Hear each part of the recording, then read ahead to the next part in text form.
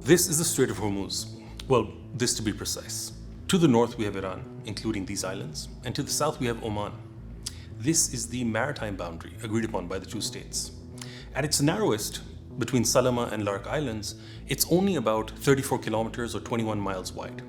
But even here, the actual shipping lanes are even tighter. In 1974, the International Maritime Organization, based on proposals by Iran and Oman, set up the Traffic Separation Scheme to better regulate the high volume of shipping traffic which flowed through the strait. The scheme creates two lanes, each 2 miles wide, one for incoming traffic and the other for outgoing traffic. These lanes are separated by a 2-mile wide buffer zone.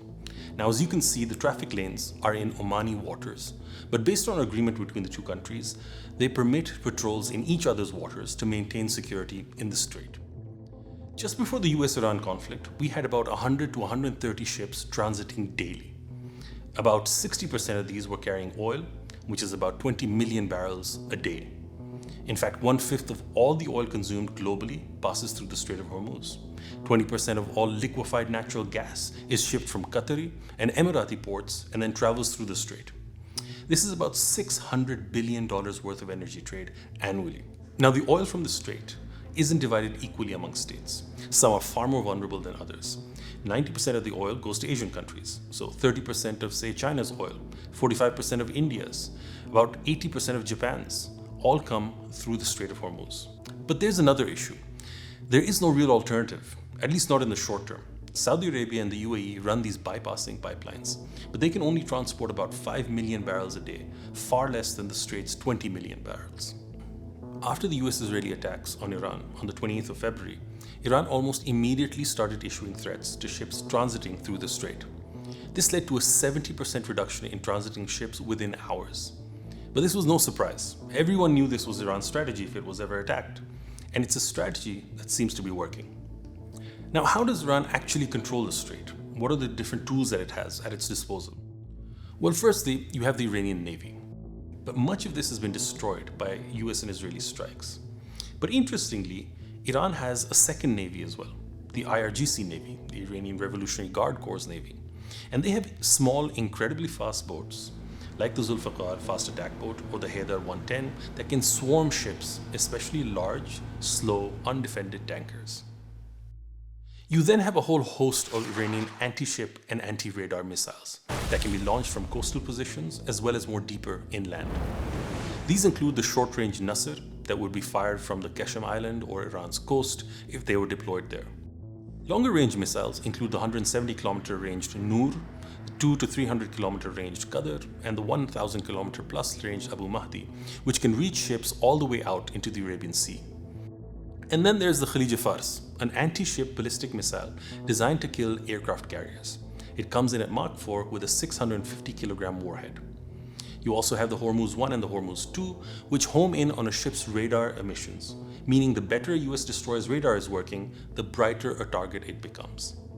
Iran also has its now infamous drone fleet, including the Shahed 136, a delta-winged one-way attack drone that is cheap, slow, low-flying, and hard to shoot down with expensive naval missiles.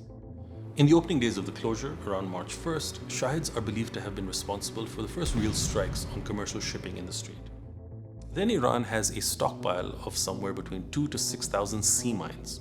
In this conflict, US intelligence has identified two specific weapons in the water, the Maham 3 and the Maham 7.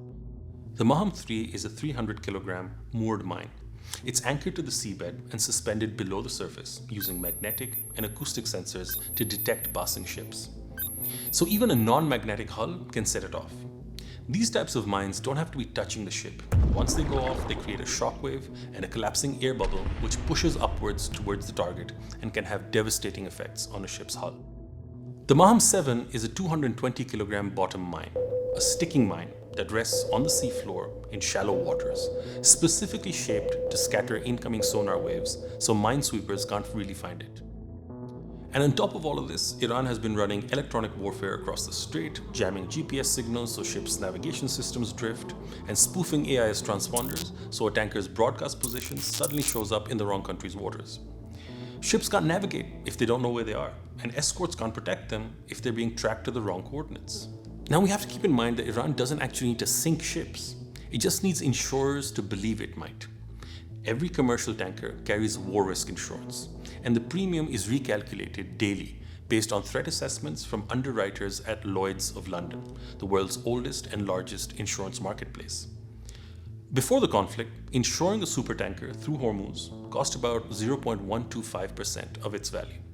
Within days of the closure, that quadrupled to past 0.5%. For a fully loaded, very large crude carrier, which carries about 2 million barrels of oil, that's an extra 1 million per transit at the minimum. At a certain point, insurers simply stop writing policies altogether because it's just too dangerous. And without insurance, no ship owner, no bank, no charterer will move the cargo. The ship stays put. On 9th April, Iran's IRGC issued a map with revised shipping lanes. For incoming traffic, the path was between Keshem and Larak Islands, and for outgoing traffic, it was just below Larak, allowing for IRGC escorts, boardings, and vessel identity verification. These are all the ingredients you need to impose a toll, and that is exactly what they did. It's no wonder then that this is what states are calling the Tehran toll booth. And by bringing shipping lanes within their own waters, Iran is making a statement. It has sovereignty over the strait. But this raises a bigger legal question. Is any of this actually lawful? And the answer matters because global shipping is built on the principle that no single country can hold the world's trade hostage. The Strait of Hormuz is what's called an international strait under the 1982 UN Convention on the Law of the Sea, UNCLOS. Articles 37 through 44 establish the right of transit passage, which says that ships of all nations have a continuous, unimpeded right to pass through international straits. And crucially, that this right cannot be suspended even in wartime. The International Court of Justice affirmed the same principle all the way back in 1949 in its Corfu Channel case. Now, Iran's response is twofold. First, Iran never ratified UNCLOS, so it argues that transit passage doesn't bind it, and that only the older, weaker regime of innocent passage applies in the strait, which can be suspended on security grounds. Essentially, every major maritime power disagrees with this position, pointing out that transit passage has hardened into customary international law and therefore binds Iran whether it ratifies the treaty or not. Second, on March 30th, Iran's National Security and Foreign Policy Committee approved what it calls the Strait of Hormuz Management Plan. As international law expert Safiya Saudi writes in Ejil Talk, the more significant development isn't actually the closure itself.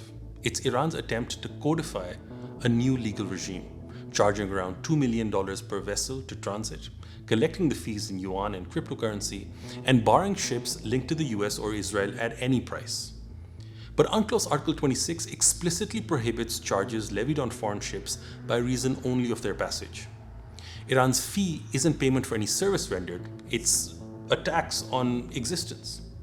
As Saudi puts it, it would transform a legal right of passage into a purchased license. So the Strait of Hormuz isn't just a military crisis, it's a legal one. If Iran succeeds in turning this stretch of water into a toll booth, the precedent ripples outward to every other choke point on Earth, the Straits of Malacca, for example. 20% of global oil, $600 billion in annual trade, all of it hanging on whether the international system can still enforce its own rules.